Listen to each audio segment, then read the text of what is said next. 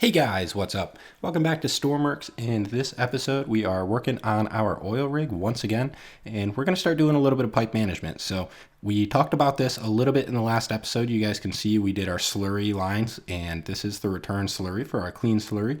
We got our filters in, and now it is time to kind of start setting up some supports for the pipes. I'm not a big fan of the floating pipes thing.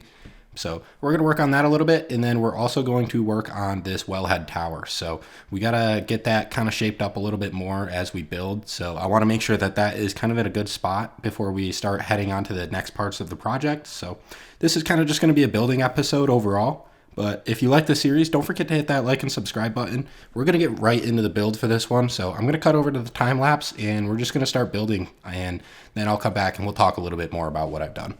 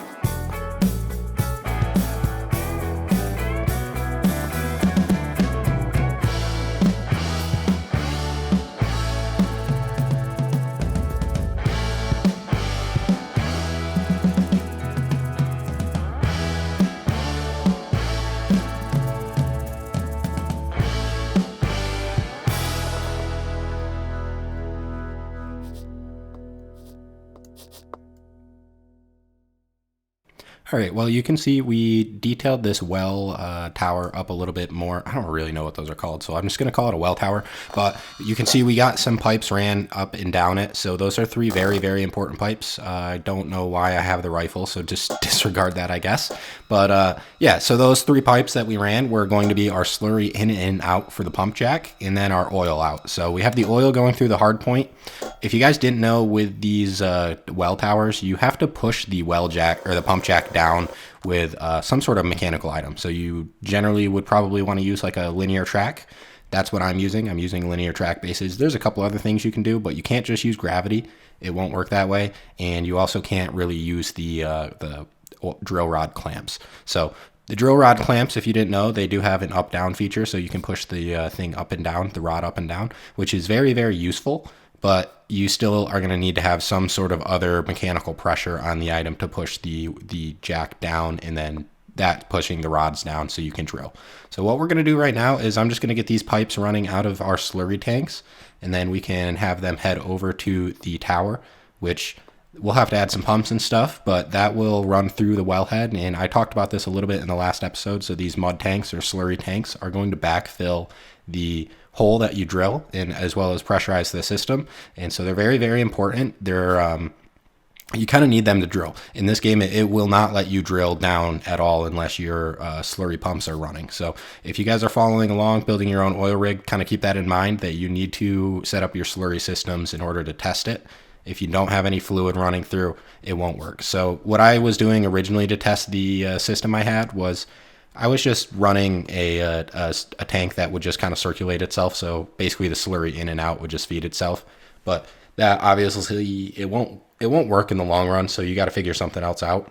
But we're going to go ahead and kind of start working on some of the pipe management for this too. So going back to what we were talking about in the last episode, I'm going to try to make these look nice and clean. You can see they're all on the same height, and that way we can kind of start building a kind of walkway gantry thing, and that will carry all of our pipes where they need to go. So that's going to be a pretty large portion of this ship. And we got to kind of think about where we're going to put some of the other tanks, but we also talked about that a little bit in the last episode. A lot of the tanks are going to go right next to that diesel tank that you see. We're going to have some for jet and then some for diesel. But right now I wanted to kind of get a walkway up here so you could service all of these pipes, and also so they're not floating. I really hate the look of the floating pipes. They need to be supported somehow, so that's kind of what we're working on right now.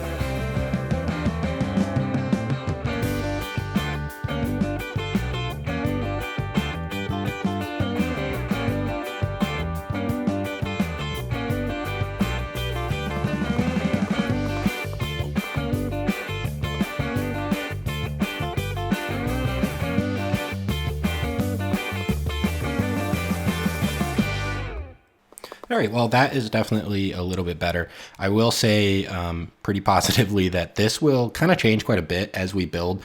There's going to be a lot of pipes that get crammed into this. So I know we just have the two right now. We've definitely got to add one for the oil.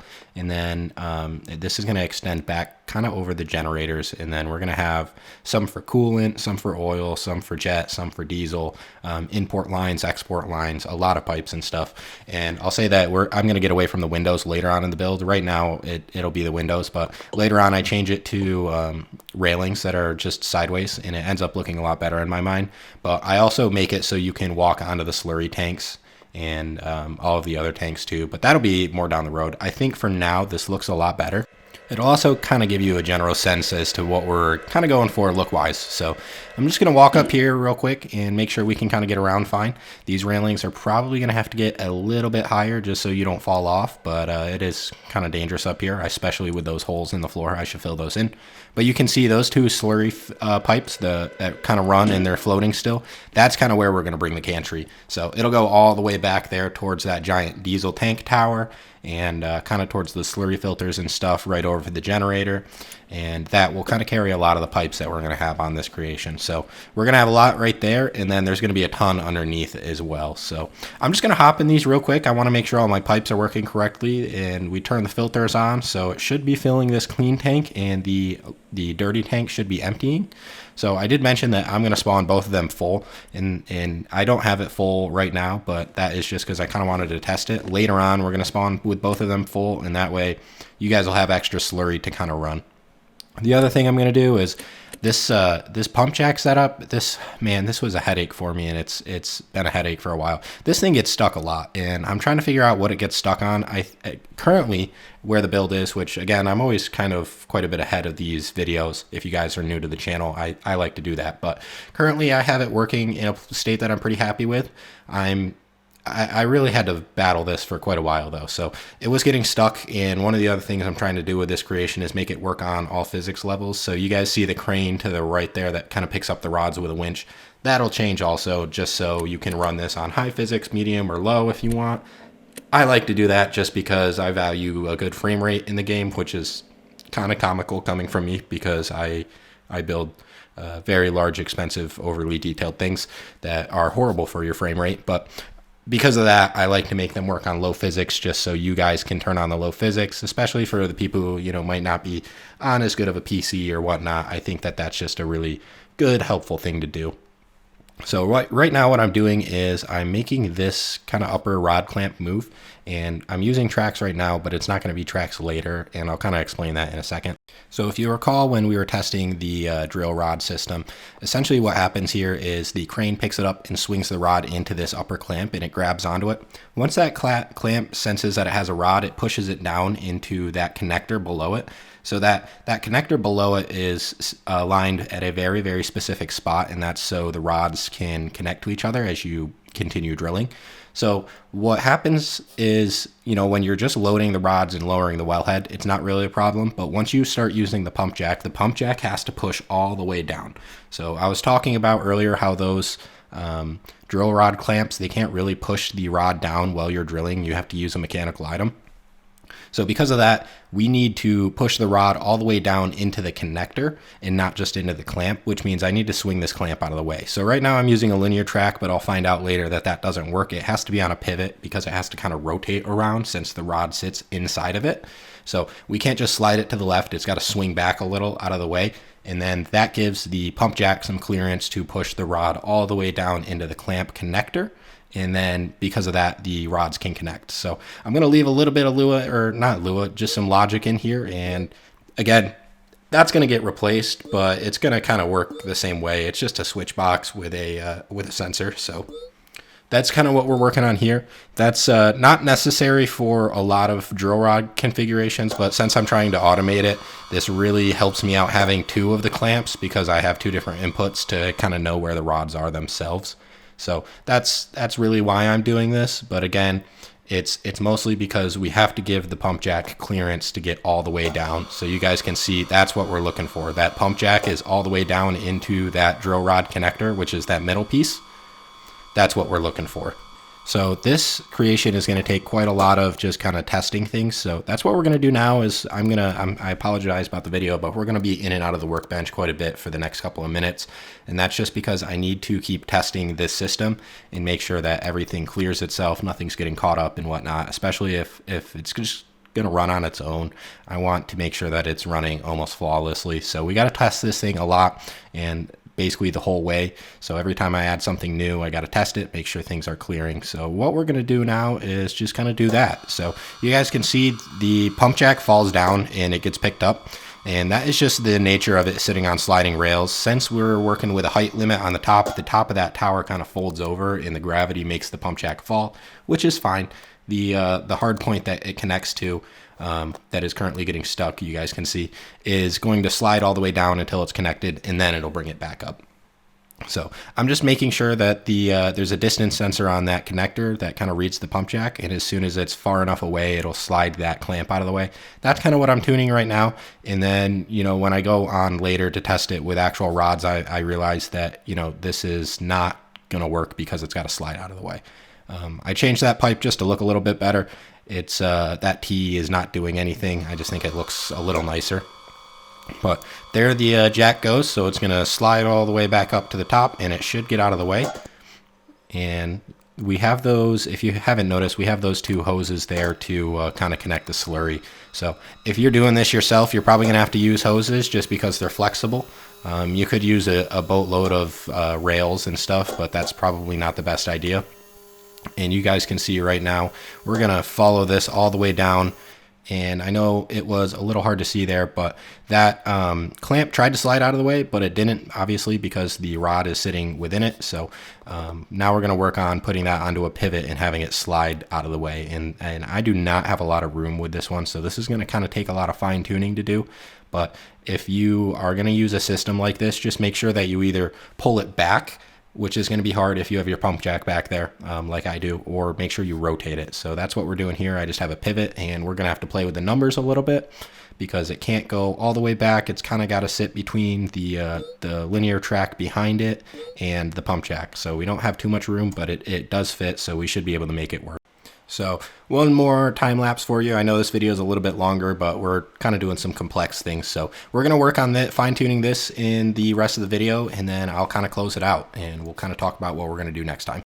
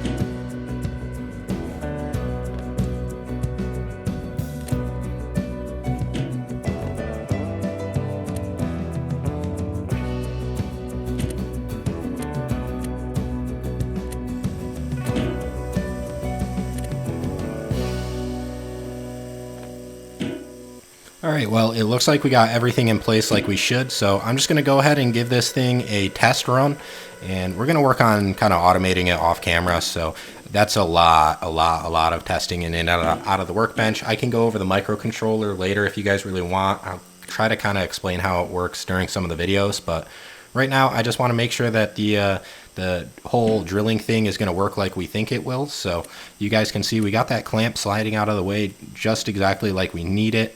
And that was kind of a fine-tuning process, but you guys can see there is not a lot of room in there. So that's pretty much all we can really move it. Hopefully we don't need to move it anymore, which I don't think we will.